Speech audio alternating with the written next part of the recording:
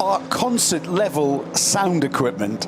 The sort of speakers, you know, you go to a Madonna concert and you've got the same size audio systems, and you walk through these areas of this massive wall of sound.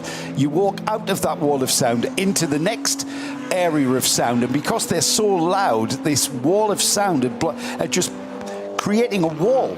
Yeah. A bridge between them. They fight and one another. They don't meld into each other, though. They're so loud, they stop each other at the point where they're adjacent to one another. It's phenomenal. If you've enjoyed watching this and you're new to this form of motorsport, which we know we've got a lot of new fans out there who come into endurance racing through the former Formula One world champion, Mr. Verstappen, and it's great to have you here.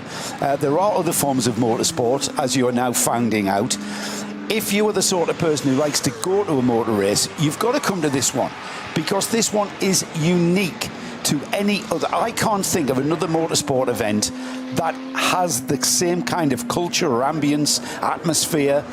Le Mans is possibly the closest, but it's so different. It is so different. I mean, if you're in a campsite at Le Mans, you're invariably not terribly close to the track. You're on the infield or out beyond, but here you can camp right on the banks, just beyond the spectator fencing.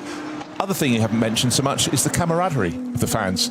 A lot of people will get the same pitch every year. They make mates over the years. You share beers, let the clean ones in your hot tub, whatever. It doesn't really matter. But you've hit on it. It's a festival. And then there's the sheer magnificence of the circuit.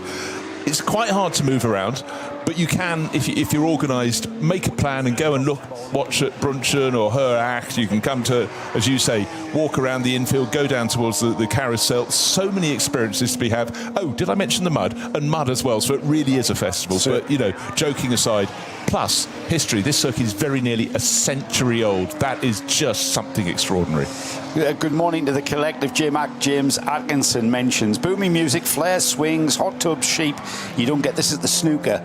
But I do think you get it at the darts, though. I do think there's a great atmosphere at the darts. I am not into darts, but I've watched that on TV, and it draws you in, and I've thought, I wouldn't mind sitting there in fancy dress, swigging beer all day and watching that. Maybe one day I will, if you can get a ticket, that is. There is an image floating around at the moment, possibly amongst social media and amongst our collective as well, of, I'll say at the moment, one of the AMGs leaving pit lane, possibly a little short on its pit stop time, to the tune of 7/10 of a second. 7/10 of a second, but it's definitely crossing the white line, the timing loop, at the point where the clock reads a very small amount of change. Did you say which one there, Johnny? I didn't, because I don't want to at this stage, because we're not sure. It's not even being investigated. Okay. So if we get a message on the screen to say that it's being investigated, then I'll obviously draw more attention to that. The penalty, if there is one, is 30 seconds there or thereabouts, and then maybe the time that you didn't serve added to that, so they'll round it up to 1 second. But at 10:25, there is no indication that that's being looked at or under investigation. OK, well, which one would it be? The best place of the trio is car number 61. That's second in the SBX class, which, of course, is famously being led by one of the very front-running cars, that BMW M3 Touring 24H. It's the one driven by Lance David Arnold. It's the one that's a sort of dark green livery, Parkside written on its flanks, turning right now into the first corner and then immediately having to go from right to left. Just to let you understand the performance of these HWA Evos, their fastest lap of that car is 8 minutes 42 seconds, and the very, very quickest time of anybody in the race is number 4 Red Bull team Abt Lamborghini, and that does an 8 minutes and 8. So you're talking 30 plus seconds a lap, but they still look good. But then, of course, how many lap times are done on uninterrupted green flag laps? Just now we're seeing Max Verstappen having to go slow, going past a vehicle that's towing a car back towards the pits. It's ebb and flow with every single lap. And then, of course, through the course of this race and through the course of practice and qualifying, we've had rain. Little amount of rains, other times enormous amounts of rain, other times hail. So, to get a clear, perfect lap, it's hen's teeth. I think probably never across 24 hours. By the time we got round to lap 2, we were in traffic. We were in the third grid of cars, the smaller slower cars, less fast, let's say, rather than slower, were being lapped and had the leaders coming around upon them by the halfway around lap 2.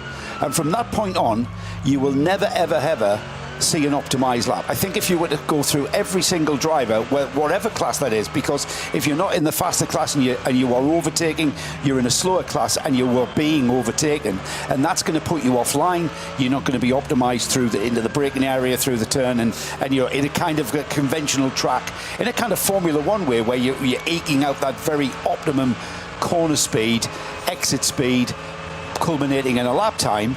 You think this place is a little bit different, because discretion is massively the better part of valor in a race like this, and especially so with 4.5 hours.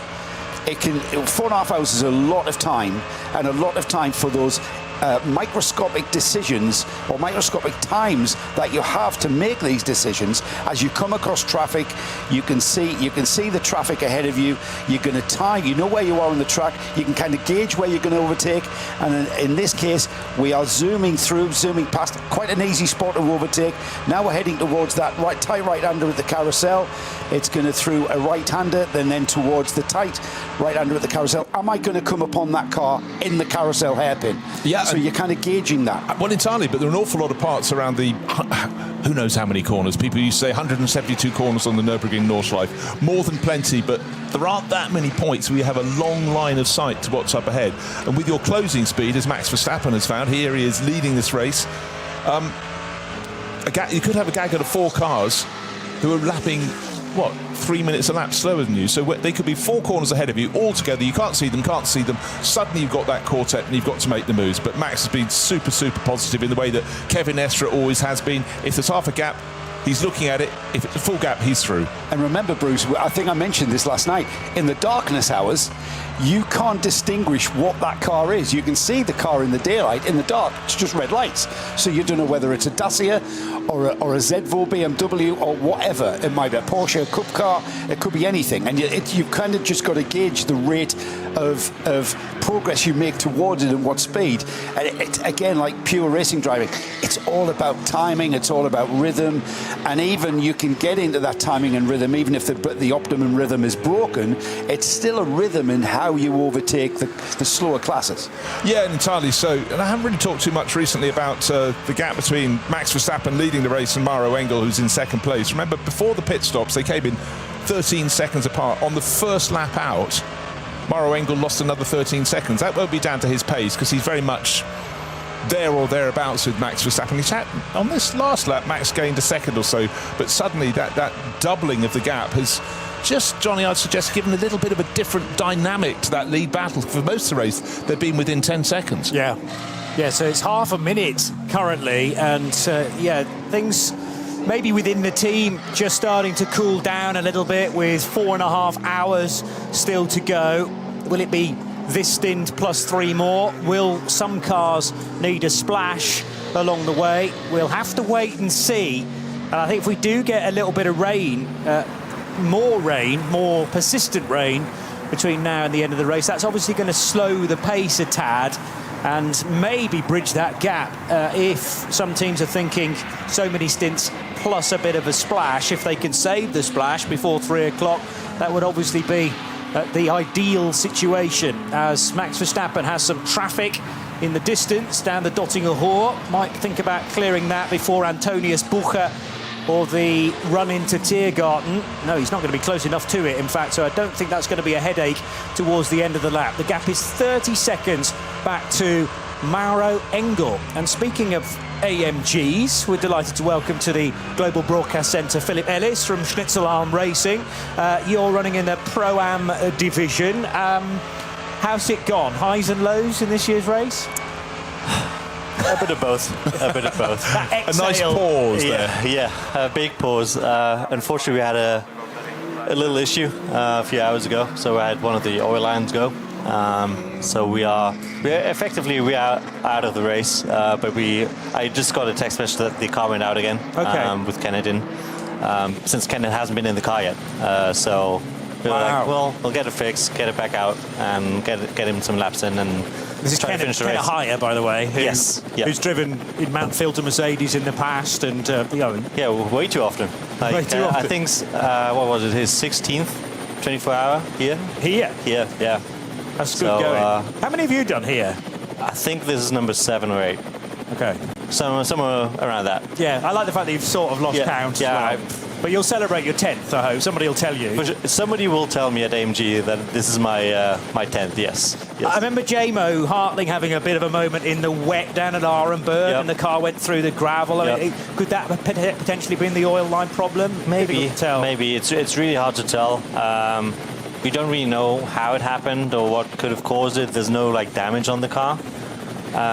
Initially, we thought that it was like riding a curb too hard or something, that it hit the engine, which is usually the weak spot for our car. But yeah, it ended up being the oil line, which was a little confusing, to be fair. And I mean, luckily it happened in a good spot. It actually happened right here, coming onto the Nordschleife, so it was a slow corner where it burst.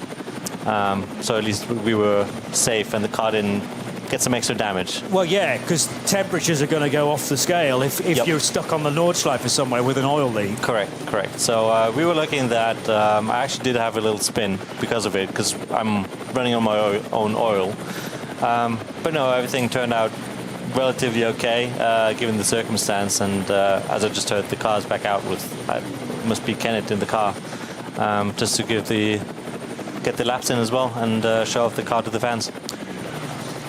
What is your overriding image of this race thus far? Because it's unusually cold. To us, that seems to have produced some issues out on the track. People struggling to get heat in their tyres. Has been oil and gravel on the track, but has that been a major issue, or did you get on top of that quite quickly early on, thinking, OK, we know what to do. We'd love the track temperature to be another 10 degrees higher, but do you feel comfortable with the conditions? Actually, we struggle a lot with the tyres to get them in the right window. More the rain tyres than the slicks, but even the slicks we couldn't really get them switched on the way we wanted. Remind me the tyre manufacturer that Schlitz Alarm runs on? The Goodyear. Okay. Yes. Yeah. I have heard from other cars as well, so even the Winward cars, they were struggling a lot with temperatures, especially coming into the week. So I'm sure they had to work a lot on it, just because we've never really ran this temperature for the entire 24 hours. Usually it'll drop down like during the night and then it'll come back up at some point. But I don't even know where it is right now, but it feels pretty cold still. And it's been like this the entire race. So I'm sure that people have expected it to be different coming here at the beginning of the week, but yeah, nothing's changed. So at least we have that as a constant. Yeah, and also I guess through practice there was an awful lot of time when there was a degree of rain, not enough to be fully wet. So just everyone was sort of in between all the time. So it's quite hard to be definitive, isn't it? Very, and you couldn't really gather data because, as you say, it's in between. You can't really go for the full wet, and it's too wet for the slick, and it's practice, so there's no real point in risking the car. So it was very tough preparing for the race the way it is now, and I think you could see the cars that got it right, setting up the car and getting that temperature in, also in the mixed conditions where the two Mercedes started pulling a huge gap onto everybody else when we had that mixed condition for an hour or so. So I think they just did a good job, and I'm surprised that there's a lot of variation of manufacturers actually on tire brands as well. Yeah. Up in front. I was battling for a long time with the Aston Martin on Pirellis, for example, and I'm on the Goodyear, and I think we had one of the Hancocks even was fast at some point. So yeah, it's good fun, good challenge for everyone. But yeah.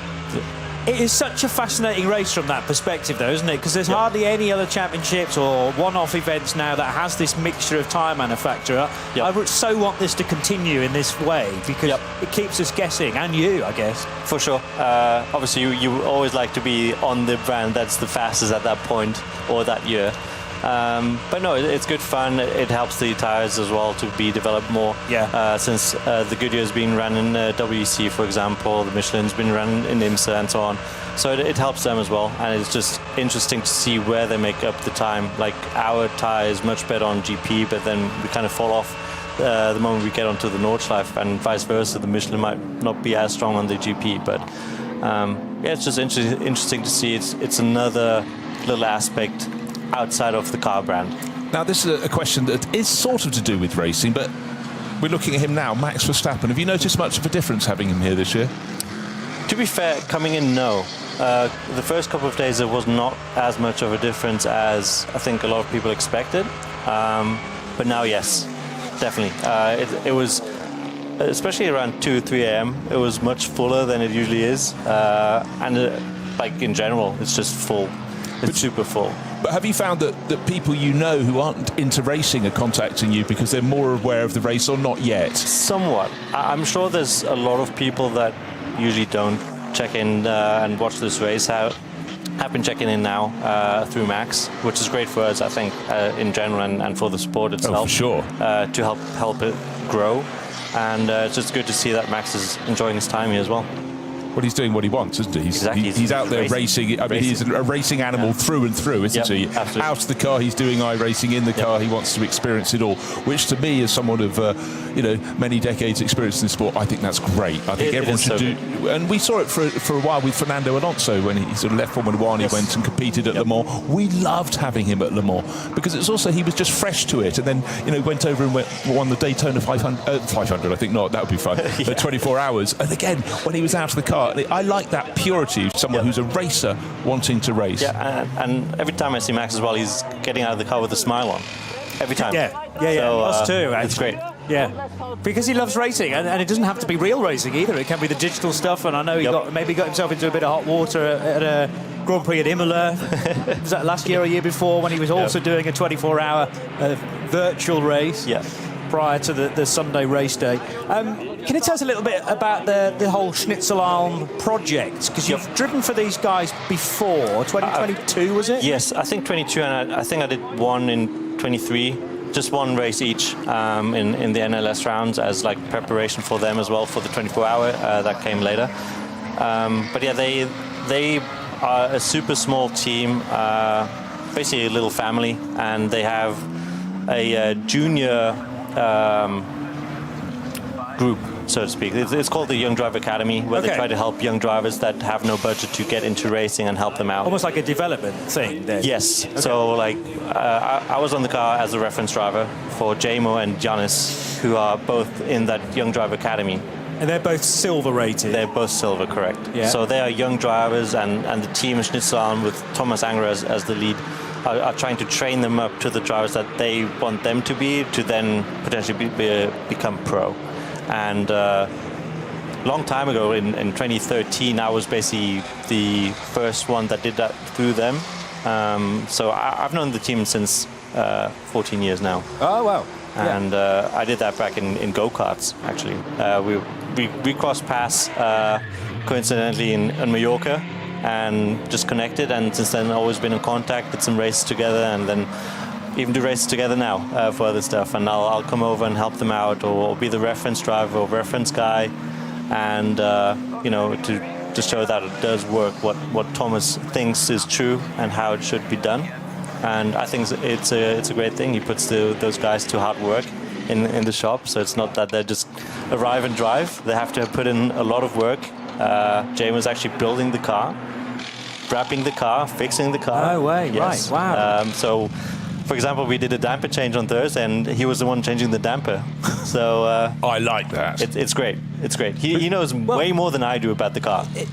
We had the drift show on Friday night here, which is a traditional thing down on the bottom section of the Grand Prix circuit. I'm sure you know about it. Mm-hmm. And that is a category of racing, if I can call it that, where the driver, the drifter, has practically built the car themselves. So they know it front to back as well. Yep. They know where it might need improving from meeting to meeting. And that feels like it's almost a dying art these days, but it happens in club racing in the UK and other places as well, I'm sure. You rock up with your own car, a little trailer, you've built it yourself, and you go racing. And there's an element of that at Schnitzelalm then too. Oh, for sure. I think it's fascinating. Again, I personally would like to know more about the car than I actually do. Like, sure, I can give feedback, and I know a lot about it, but not as detailed as Jamo, for example, who can literally tear apart the car and build it up himself, which to me is very astonishing. I think the guy is 23. Wow. So, and he's really fast as well. So, no, he's doing it right and proper. And basically, so back to the young driver academy. It's they do it through a yearly fee, and now we had all the guys that do the yearly fee. They could sign on the car this year, on the 24-hour car, and we'll have it scanned and have model cars made with the signatures for the guys that joined to help out the young drivers. But look, you started off in single-seaters, as people did in the age. People like JMO, they're coming straight into cars with roofs. It's a totally different environment. Obviously, it's worked really well for you since you came across the GT3, you know, global star. But it's a very different approach now, isn't it? Very different. And actually, JMO started out in